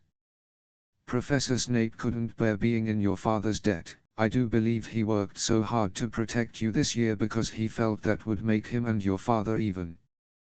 Then he could go back to hating your father's memory in peace." Harry tried to understand this, but it made his head pound, so he stopped. "And sir, there's one more thing." "Just the one?" "How did I get the stone out of the mirror?" Now, I'm glad you asked me that. It was one of my more brilliant ideas, and between you and me, that's saying something. You see, only one who wanted to find the stone find it, but not use it would be able to get it, otherwise they'd just see themselves making gold or drinking elixir of life. My brain surprises even me sometimes. Now, enough questions. I suggest you make a start on these sweets. Betty bots every flavor beans. I was unfortunate enough in my youth to come across a vomit-flavored one, and since then I'm afraid I've rather lost my liking for them, but I think I'll be safe with a nice toffee, don't you?" He smiled and popped the golden brown bean into his mouth. Then he choked and said, "Alas! Oh wax! Madame Pomfrey, the nurse, was a nice woman, but very strict. Just 5 minutes, Harry pleaded. Absolutely not. You let Professor Dumbledore in. Well, of course, that was the headmaster, quite different. You need rest. I am resting, look, lying down and everything. Oh, go on, Madame Pomfrey. Oh, very well, she said. But 5 minutes only. And she let Ron and Hermione in. Harry. Hermione looked ready to fling her arms around him again, but Harry was glad she held herself in as his head was still very sore. Oh, Harry, we were sure you were going to. Dumbledore was so worried the whole school's talking about it, said Ron. What really happened? It was one of those rare occasions when the true story is even more strange and exciting than the wild rumors. Harry told them everything: Quirrell, the mirror, the stone, and Voldemort. Ron and Hermione were a very good audience. They gasped in all the right places, and when Harry told them what was under Quirrell's turban, Hermione screamed out loud. So the stone's gone, said Ron finally. Flamel's just going to die. That's what I said, but Dumbledore thinks that what was it? The well-organized mind, death is but the next great adventure. I always said he was off his rocker, said Ron, looking quite impressed at how crazy his hero was. So what happened to you two? Said Harry. Well, I got back all right, said Hermione. I brought Ron round. That took a while, and we were dashing up to the owlery to contact Dumbledore when we met him in the entrance hall. He already knew. He just said, Harry's gone after him, hasn't he, and hurtled off to the 3rd floor. Do you think he meant you to do it, Father's cloak and everything? Well, Hermione exploded, if he did you could have been killed, said Ron. Sending you I mean to say that's terrible. No, it isn't, said Harry thoughtfully. He's a funny man, Dumbledore. I think he sort of wanted to give me a chance. I think he knows more or less everything that goes on here, you know. I reckon he had a pretty good idea we were going to try, and instead of stopping us, he just taught us enough to help. I don't think it was an accident he let me find out how the mirror worked. It's almost like he thought I had the right to face Voldemort if I could. Yeah, Dumbledore's off his rocker, all right, said Ron proudly. Listen, you've got to be up for the end-of-year feast tomorrow. The points are all in and Slytherin won. Of course you missed the last Quidditch match. We were steamrolled by Ravenclaw without you, but the food'll be at that moment. Madame Pomfrey bustled over. You've had nearly 15 minutes, now out, she said firmly. After a good night's sleep, Harry felt nearly back to normal. I want to go to the feast, he told Madame Pomfrey as she straightened his many candy boxes. I can't I? Professor Dumbledore says you are to be allowed to go, she said stiffly, as though in her opinion Professor Dumbledore didn't realize how risky feasts could be. And you have another visitor. Oh, good, said Harry. Vivo, is it? Hagrid sidled through the door as he spoke. As usual when he was indoors, Hagrid looked too big to be allowed. He sat down next to Harry, took one look at him, and burst into tears. It's all my ruddy fault, he sobbed, his face in his hands. I told the evil Git how to get past Fluffy. I told him. It was the only thing he didn't know, and I told him. Yeah, could have died. All for a dragon egg. I'll never drink again. I should be chucked out and made to live as a muggle. Hagrid, said Harry, shocked to see Hagrid shaking with grief and remorse, great tears leaking down into his beard. Hagrid, he'd have found out somehow. This is Voldemort we're talking about. He'd have found out even if you hadn't told him. Yeah, could have died, sobbed Hagrid. And don't say the name. Voldemort. Harry bellowed, and Hagrid was so shocked, he stopped crying. I've met him and I'm calling him by his name. Please cheer up, Hagrid, we saved the stone, it's gone, he can't use it. Have a chocolate frog, I've got loads. Hagrid wiped his nose on the back of his hand and said, that reminds me. I've got ye a present. It's not a stoat sandwich, is it? Said Harry anxiously, and at last Hagrid gave a weak chuckle. Nay. Dumbledore gave me the day off yesterday to fix it. Course, he should 'a sacked me instead, anyway. Got ye this. It seemed to a handsome, leather-covered book. Harry opened it curiously. It was full of wizard photographs. Smiling and waving at him from every page were his mother and father. Sent owls off to all your parents' old school friends, asking for photos. New Year didn't have any. Do you like it? Harry couldn't speak, but Hagrid understood. Harry made his way down to the end-of-year feast alone that night. He had been held up by Madame Pomfrey's fussing about, insisting on giving him one last check-up, so the great hall was already full. It was decked out in the Slytherin colors of green and silver to celebrate Slytherin's winning the House Cup for the 7th year in a row. A huge banner showing the Slytherin serpent covered the wall behind the high table. When Harry walked in there was a sudden hush, and then everybody started talking loudly at once. He slipped into a seat between Ron and Hermione at the Gryffindor table and tried to ignore the fact that people were standing up to look at him. Fortunately, Dumbledore arrived moments later. The babble died away. Another year gone. Dumbledore said cheerfully.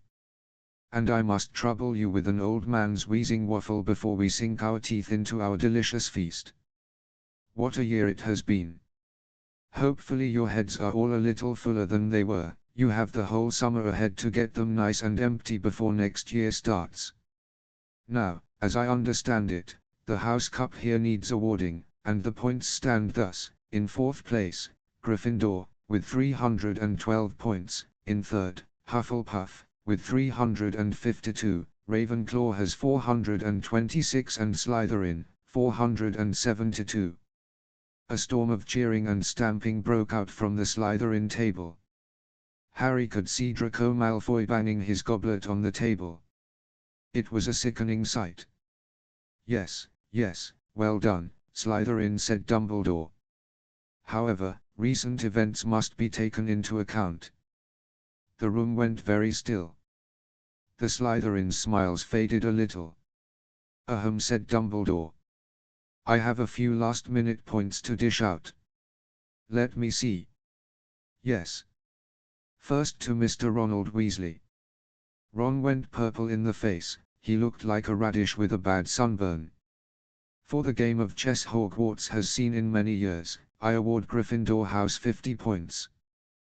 Gryffindor cheers nearly raised the bewitched ceiling. The stars overhead seemed to quiver. Percy could be heard telling the other prefects, my brother, you know. My youngest brother. Got past McGonagall's giant chess set. At last there was silence again. Second to Miss Hermione Granger. For the use of cool logic in the face of fire, I award Gryffindor House 50 points. Hermione buried her face in her arms. Harry strongly suspected she had burst into tears. Gryffindors up and down the table were beside themselves. They were 100 points up. Third to Mr. Harry Potter, said Dumbledore.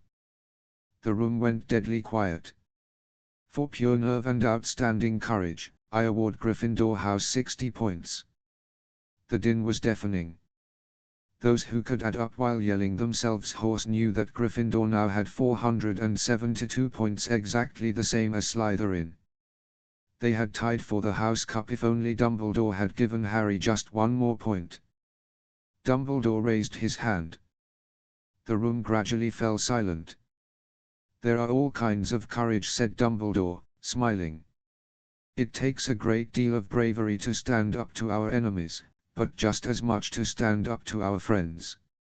I therefore award 10 points to Mr. Neville Longbottom. Someone standing outside the Great Hall might well have thought some sort of explosion had taken place, so loud was the noise that erupted from the Gryffindor table. Harry, Ron, and Hermione stood up to yell and cheer as Neville, white with shock, disappeared under a pile of people hugging him. He had never won so much as a point for Gryffindor before. Harry, still cheering, nudged Ron in the ribs and pointed at Malfoy, who couldn't have looked more stunned and horrified if he'd just had the bodybind curse put on him. Which means Dumbledore called over the storm of applause, for even Ravenclaw and Hufflepuff were celebrating the downfall of Slytherin. We need a little change of decoration. He clapped his hands. In an instant, the green hangings became scarlet and the silver became gold, the huge Slytherin serpent vanished and a towering Gryffindor lion took its place. Snape was shaking Professor McGonagall's hand, with a horrible, forced smile. He caught Harry's eye and Harry knew at once that Snape's feelings toward him hadn't changed one jot. This didn't worry Harry. It seemed as though life would be back to normal next year, or as normal as it ever was at Hogwarts. It was the best evening of Harry's life, better than winning at Quidditch, or Christmas, or knocking out mountain trolls. He would never, ever forget tonight.